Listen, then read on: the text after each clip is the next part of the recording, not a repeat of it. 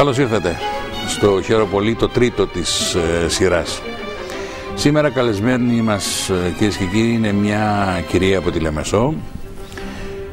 Ασχολείται με την πολιτική, ξέρει από φάρμακα, παίζει μπάλα και γενικώς είναι ένας άνθρωπος που τα τελευταία 6 χρόνια, τουλάχιστον από τότε που ξεκίνησε την βουλευτική της καριέρα, έχει κάνει ένα σωρό πράγματα.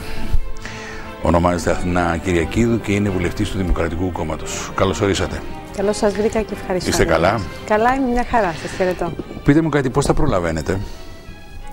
Με ψηλές ταχύτητες και προγραμματισμό. Βέβαια, είστε και προπονημένοι. Κάπου χάνεται η προπόνηση η αθλητική, μπαίνει σε μια άλλη είδους προπόνηση. Πώς γίνεται ένας άνθρωπος που έχει σπουδάσει φαρμακευτική και μπλέκεται με την πολιτική? Γιατί μπλέξατε με την πολιτική? Θα μπορούσατε πιο εύκολα να με ρωτήσετε γιατί έμπλεξα με τη φαρμακευτική. Σπούδασα στο Παρίσι μια εποχή που ήταν η Χούντα στην Ελλάδα. Μια εποχή που όλοι όσοι βρισκόντουσαν στον Παρίσι ήταν πολιτικοποιημένοι και είχαμε όλη άποψη. Δραστηριοποιηθήκαμε με τους εξόριστους Ελλαδίτες, πολιτικοποιηθήκαμε, ιδρύσαμε τον Κυπριακό Σύλλογο στο Παρίσι. Μετά ήρθε από μικρή στα βάσανα, Οπότε εκεί άρχισα να ασχολούμαι με τα κοινά, ήταν μια, αν θέλετε, μια ανάγκη, ήταν μια υποχρέωση, μια προσπάθεια μετά την εισβολή και την κατοχή να προσπαθήσουμε και εμείς από την Παρίσι να προσφέρουμε αυτό που μπορούσαμε. Εκδηλώσεις με το Θεοδωράκη και διάφορες άλλες εκδηλώσεις για να κάνουμε γνωστό το πρόβλημα της Κύπρου. Στην πορεία, επιστρέφοντας στην Κύπρο, βέβαια ήμουν πάντοτε ενεργός πολίτης, αλλά με την κομματικοποίηση ασχολήθηκα πολύ αργότερα όταν μεγάλωσα τα παιδιά μου. Ξέρετε, σας ρωτώ, γιατί θυμίζει λίγο μικρόβιο και για φαρμακοποιός το κολλήσατε νωρίς το μικρόβιο της πολιτικής. Μικρόβιο είναι βέβαια και άλλα πράγματα.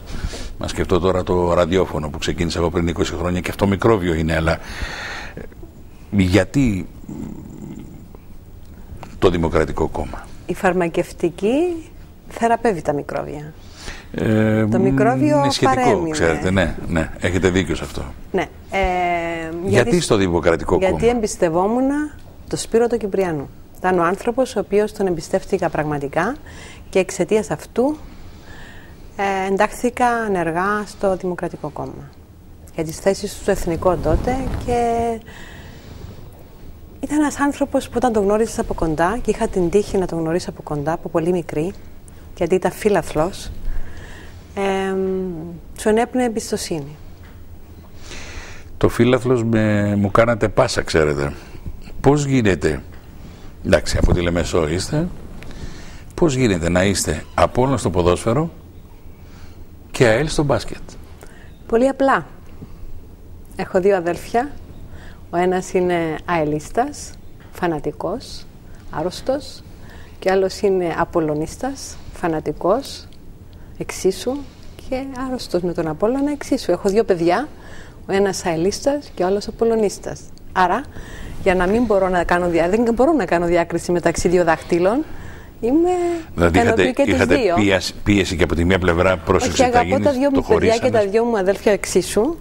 Οπότε και είμαι άνθρωπος του αθλητισμού. Είναι πολλοί που δεν ξέρουν ότι παίξατε ποδόσφαιρο.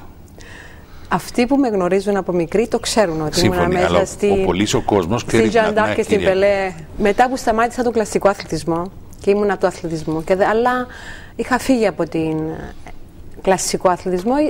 Εκεί τότε ξεκινούσε η γυναικεία ομάδα ποδοσφαίρου και ήμουν από τις πρώτες κυρίες. 1900 τίποτα. Και ήμουν τις πρώτες κυρίες όταν σας είπα ότι ήμουνα στο Παρίσι πριν από το 1974. Ξέρετε γιατί σας ρώτησα? Γιατί 1972, το ποδόσφαιρο το γυναικείο στην Ελλάδα, πώς ξέρω, 1971, έγινε πολύ πολύ αργότερα. Εμείς στην Κύπρο πρωτοπορήσαμε σε πάρα πολλά πράγματα. Ο Γυμναστικός Σύλλογος στα Ολύμπια είναι ο πρώτος αθλητικός σύλλογος ανά το Πανελλήνιο. Ο Γυμναστικός Σύλλογος στα Ολύμπια κέρδισε πανελληνίους αγώνες. Η Λεμεσός έχει δημιουργήσει, έχει πρωτοπορήσει στον αθλητισμό. Βεβαίως. Σε πάρα πολλούς τομείς, ειδικά στον αθλητισμό. Στην Ελλάδα τι ομάδα είστε? Στην Ελλάδα δεν... Σας παρακαλώ πολύ, προσέξτε τι θα πείτε. Είναι πολύ σημαντικό. Παναθηναϊκός. Μπράβο. Μπράβο. Έβγε που λένε.